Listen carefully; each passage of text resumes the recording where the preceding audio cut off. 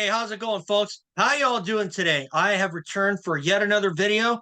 I'm going to get right down to things, and this time it's related to Supercross. And as most of you guys know, I first got into the sport in '97, and there were quite a few guys during that time period that I wish I got to see more of. So I've compiled a list of 9 riders that I wish I got to see more of.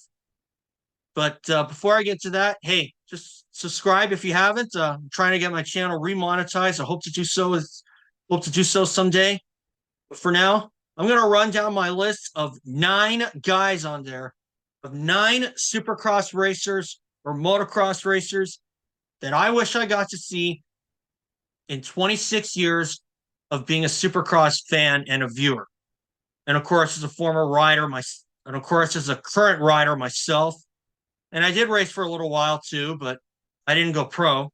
I just didn't have an interest in, I just didn't really have much of an interest in that. But anyway, let's start this.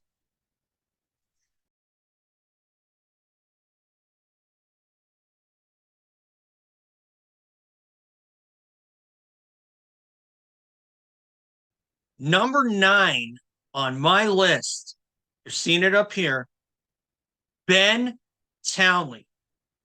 Okay, now this guy, Ben Townley, was supposed to be something when he came here to the States in 2006. But unfortunately, that guy probably had more bad luck with injuries than Greg Albertyn and Trey Canard put together. And maybe even sprinkle a little Casey Johnson in there. But Townley was talented, and just seeing him go through injury after injury was really, really hard to see. You know, you can look at it as like that guy worked hard, but I think the fact that after he won the 250 East Supercross title in 2007, I think not really.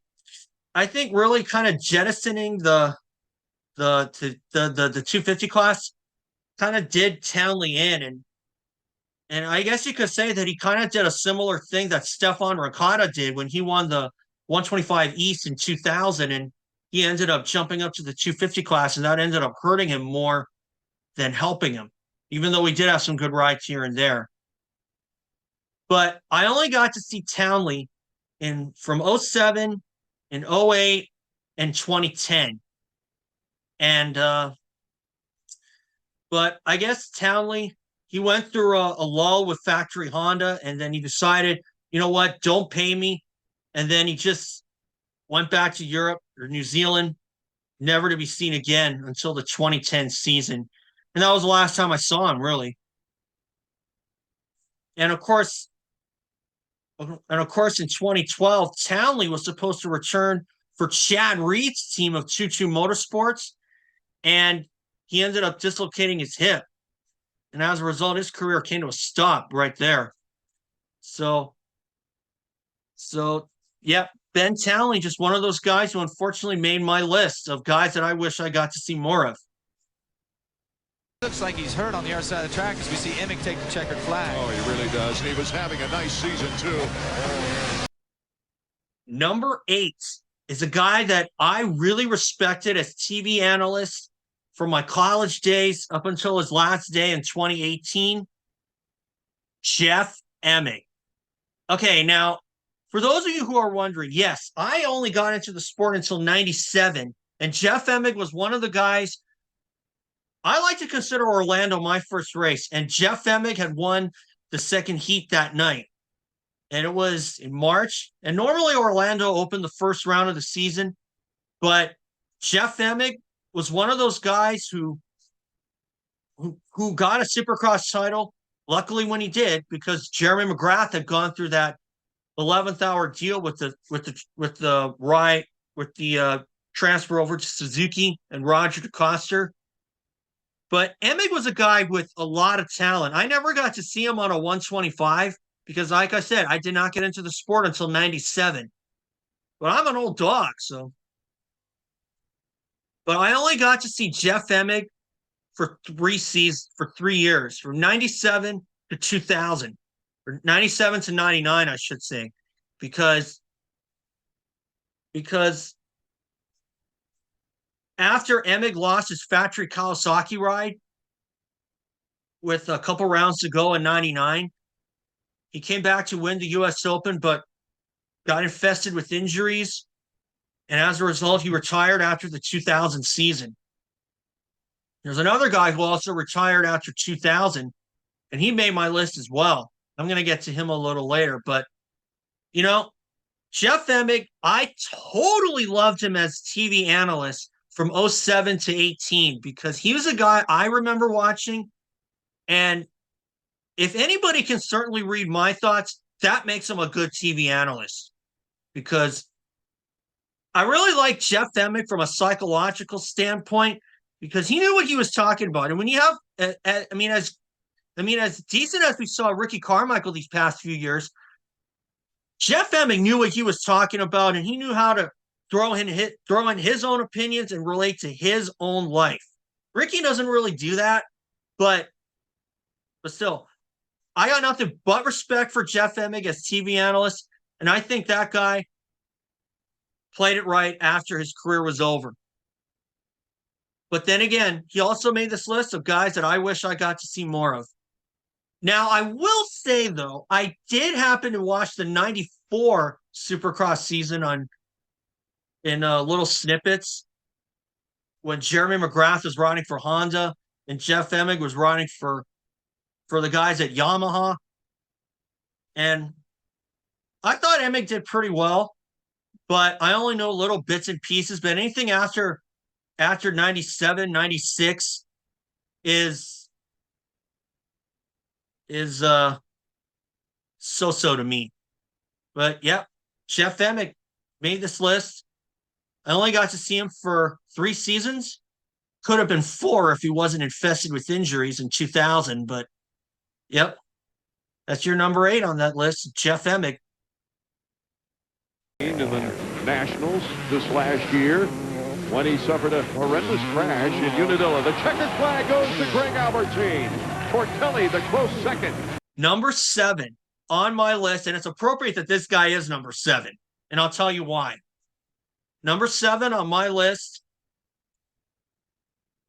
Albie, the guy we all call Albie, Greg Albertyn. As most of you know, I didn't get in until Orlando 97, but I do admit I did watch the Seattle race on ESPN2. And Albertyn was one of those guys that just seemed like bad luck never left him alone. And but Albertyn, he won the 1999 250 Motocross Championship, and he spent 5 years racing for Team Suzuki. And unfortunately, he had a lot of injuries during that time. I hear that Albie's doing well. He's now a real estate agent in SoCal. I never met Albertyn. I never met a lot of these guys, really. In fact, I don't think I've met these guys in person. But you know what? I think they know me through Twitter because I actually kind of tag them every now and then. But yeah, I only got to see Albertyn until he hung up his helmet in 2000. And he only came out for one race after that. That was the 03 opener at Glen Helen. And he did all right that day. And he rode his trusty number 7. Kind of like what we saw James Stewart do for a few years, but except Albertyn's number 7 was not as fancy as James Stewart's was. But Albertyn is a guy that it seemed like he was crash prone, but I liked watching him too. I mean, the guy had a style that was really noteworthy. But one could say that Albertyn retired at pretty much the right time when you consider what happened to Carmichael in 2001 when he won the last 13 Supercross races. And of course, what happened in 2000 when Albertyn had to fight through a knee injury for much of the motocross season. So, yeah, Albertyn I kind of got him on the tail end of his career as a racer, unfortunately. But Albie, he had a good career. I follow him on I follow him on Instagram. I know he's been doing a lot of good, and I don't know if he still follows the series. I like to think he does, but yeah, Albertyn just made my list of 9 guys that I wish I got to see more of.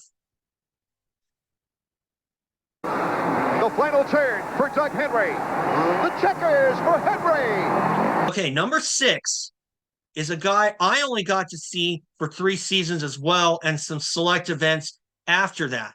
And that guy, Doug Henry. Okay, now, when I first got into the sport, Doug Henry was injured, had gotten hurt at Houston because, as I said before, I like to consider Orlando my first race. And Doug Henry got hurt in the race before that in Houston. He hurt his hand. And he came back and became the 4-stroke aficionado, kind of like what we saw Doug Dubach through the at in some races, and Dubach is a guy that I kind of wish I saw more of, but I never really knew him. I never really saw his racing career either. But he didn't really make this list because I haven't seen much of him. But Henry retired after the 99 season. He skipped the Supercross season, came back for the Motocross championship. He did pretty well, though. He finished 6th overall, and that was his last full season. And but yeah, after Henry won the 98 250 motocross title, it was good to hear. That was good that he did that. And at the time I got into the sport, I actually had no idea about Henry's broken back in 95 rather, at Budds Creek when he rode for Team Honda. And but Henry came back and he made the most of his career. But I only got to see him for 3 seasons and some select races after that. But Henry ended up paralyzed after in 2007, I believe. And I did hear him on some of I've heard him call some of the X Games events through the years, and he does a really good job too. I kind of wonder why he doesn't call the Supercross events, kind of like what Ricky's doing now. But them's the breaks, I guess. So, yep. Doug Henry's number 6 on this list. They're laughing these guys like there's no tomorrow. Factory Phil, look at the style. Phil is a... Number 5 is a guy that I kind of didn't think I'd put on this list, but I did anyway. Phil Lawrence. Okay, now, this guy, if you want to talk about bad luck with Greg Albertyn, Phil Lawrence is probably up in that department too. From when I started following the sport, I never really knew much about past life from 96 and below, 96 and earlier. But Phil was a guy that's got a good head on his shoulders, but it seemed like luck just never really agreed with him. Almost kind of like Ryan Hughes in a way. But you know what?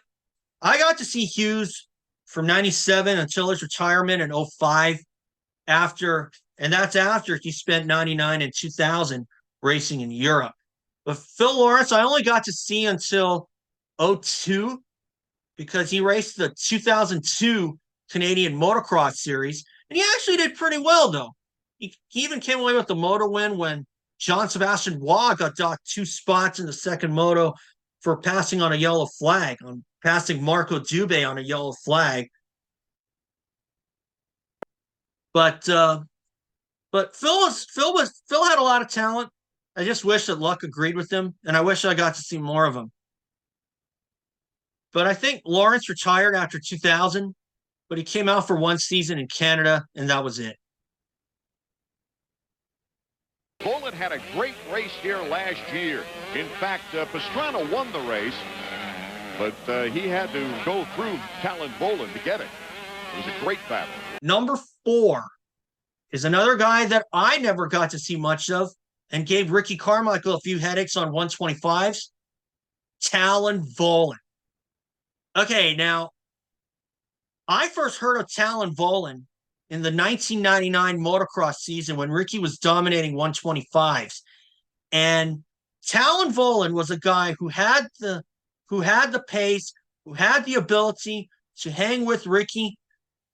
But a lot of times, Ricky put a lot of his eggs in the start, eggs in the start basket, and he would come out ahead. And who could forget when Tallon Vohland actually ran down Carmichael at Glen Helen, passed him, and then crashed? But Tallon Vohland was a guy that I really liked. I was pulling for him to possibly win the 2000 125 West title, and instead it went to Shea Bentley after Tallon Vohland crashed out in Houston in his heat race when he rode for Pro Circuit Kawasaki. I only got to see Tallon Vohland race until after the 01 season. In fact, the last time I saw him was the 2001 Millville National. And unfortunately, Tallon Vohland didn't have that great a day, and he went back to Europe for 02, but I never really heard from him after that. So, obviously, Tallon Vohland was a guy that I liked a lot. And as we see his son Maximus out there, I think that Max is kind of going through the same things that KTM did with Caleb Russell when he wanted to give motocross a shot. But again, it's total speculation. I could be wrong. I probably am. But this is just my viewpoint, okay? But anyway, with Tallon Vohland, I only got to see him race until after 2001. So, yep, Tallon Vohland, who made this list. Now, is this list a bad thing? No, absolutely not. I'm just showing that, hey, I'm no newbie to the sport, and I wish I got to see more of Tallon Vohland. That's just basically all I'm saying about this list and the other guys I mentioned earlier. Yeah, thanks a lot. You know, I came in with a torn rotator cuff at the beginning of the season, and I just tried to get a couple wins under my belt for Suzuki and Vinny. And about 3 weeks before, I didn't even know if I was going to be able to race. Couldn't lift my arm above my shoulder. Number 3 is a guy that I think got wrongly, that I think did a lot of wrong in his career. Buddy Antunez. Okay, now, when I first heard about Antunez, it was Orlando 97 when he finished 4th in the semi behind Lost Bradshaw and Brian Huffman. Okay, now, I only heard little bits and pieces of the Arena Cross series when Art Etman would mention that on the broadcast. And I started watching the Arena Cross series, and from what I could see, Antunez could do no wrong. And that's where Antunez really resurrected his career with Arena Cross. As a result, he won 5 titles in a row from 97 to 01. And then he decided to race in the 125 Supercross in 02. Unfortunately, Antunez got caught in a bad position because Suzuki did a similar thing that Honda did to Carmichael when James Stewart was coming out of the 125s. They turned a blind eye on Carmichael. Honda did, when Ricky said he was willing to take a pay cut. Well, I think Suzuki did a stupid thing themselves when they ended up kind of overlooking Antunez's results, because he finished 4th in the East Series in 02 in the 125s and 7th in motocross. I thought those were commendable. And Antunez put in the work, but Suzuki just turned a blind eye, and they put all their hopes on the up-and-coming amateurs. So, and Antunez was forced to return to Arena Cross, and I never saw him race another Supercross again. And I don't think Antunez was really the same after that. So, as great as I saw Antunez in Arena Cross, he was never the same after Suzuki did him in like that. As we take a look at Jimmy Button, who, yes, he's got a spot in the main event, but how would you like to go back to the Chaparral trailer? All right, number 2 on my list, Jimmy Button. Okay, now, Buttonfly, they call him. Jimmy Button, I really like the days when he was on Chaparral Yamaha and he was teammates with Jeremy McGrath. And when those guys went 1-2 a couple times in 98, those are really races that I really hold close to me as well. And I think that Jimmy was on his way to a fruitful career. And unfortunately, Button injured his back at the San Diego race in 2000, and that was the last I saw of him. But fortunately, Jimmy made a good recovery, made a full recovery, I should say, but I never saw him race again.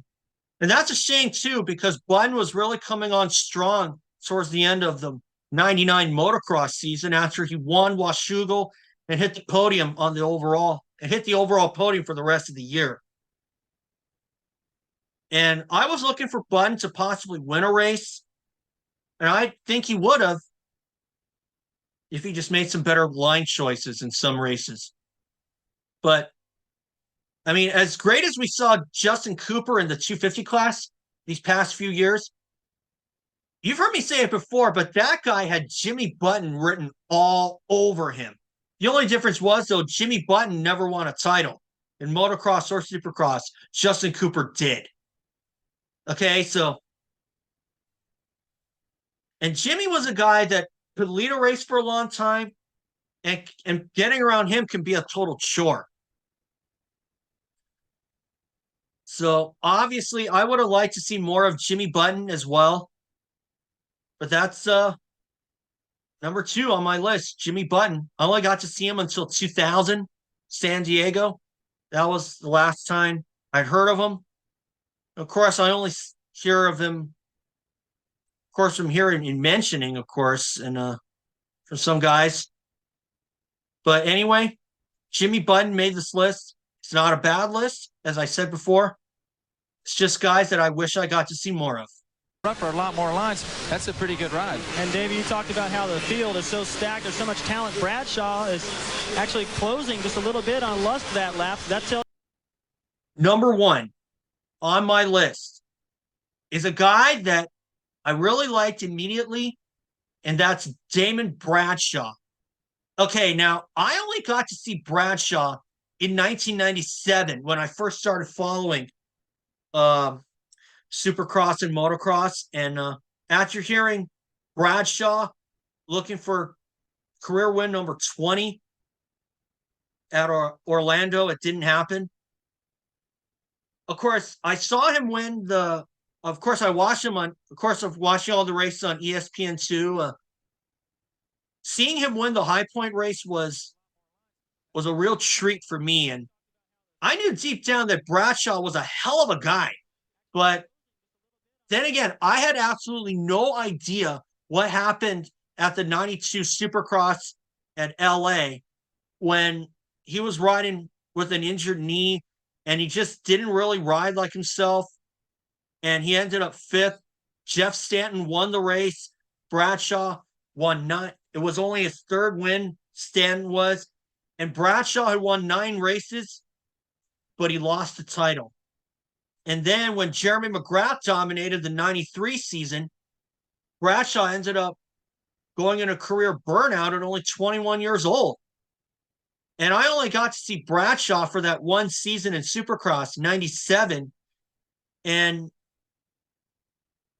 as soon as I heard that Bradshaw had retired after that season, 97, I was a little disappointed. But after I remembered watching the 2001 Daytona Supercross where it said that Bradshaw would race in select events, he ended up riding a Yamaha in the Arena Cross Series in 2002.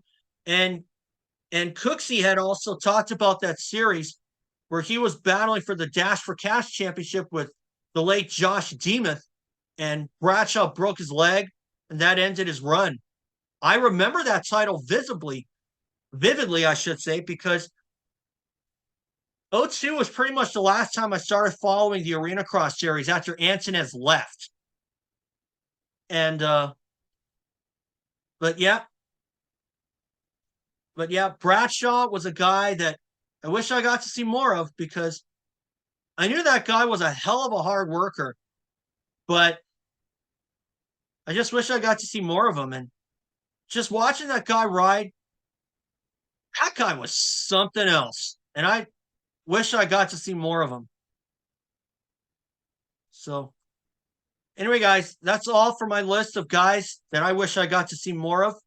And remember, subscribe I will see you next time. So long, folks.